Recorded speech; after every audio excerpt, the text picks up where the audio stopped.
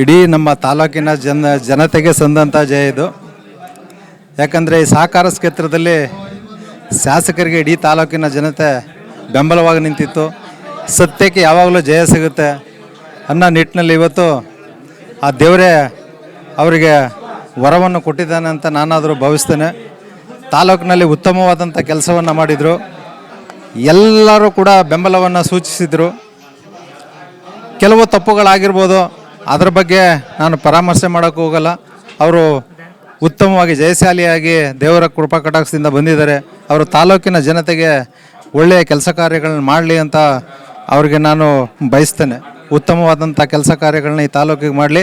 ಸಹಕಾರ ಕ್ಷೇತ್ರದಲ್ಲಿ ಇದುವರೆಗೂ ಕೂಡ ಒಬ್ಬ ಶಾಸಕರಾಗಿ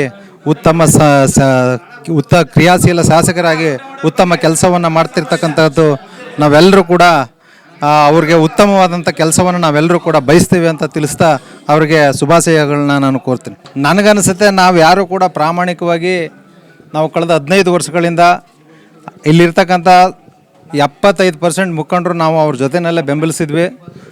ಇದುವರೆಗೂ ಕೂಡ ನಾವು ಪ್ರಾಮಾಣಿಕವಾಗಿ ಕೆಲಸ ಕಾರ್ಯಗಳನ್ನ ಕೂಡ ನಾವು ಬಂದಿದ್ವಿ.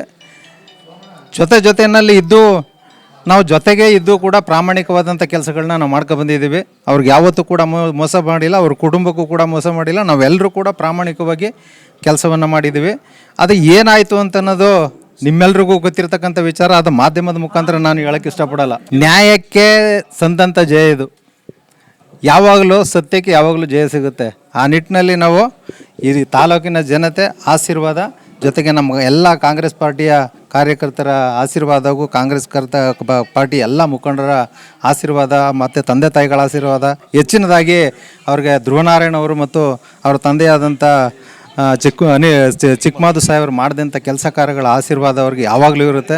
ನಾವೆಲ್ಲರೂ ಕೂಡ ಅವರೊಟ್ಟಿಗೆ ಖಂಡಿತವಾಗಿ ಅವ್ರ ಜೊತೆಯಾಗಿ ಇರ್ತೀವಿ. ಆಗಿರ್ತಕ್ಕಂಥ ಲೋಪದೋಷಗಳನ್ನ ಸರಿಪಡಿಸ್ಕೊಂಡು ನಾವು ಮುಂದೆ ಹೋಗ್ತೀವಿ ಅಂತ ತಿಳಿಸ್ತೀವಿ.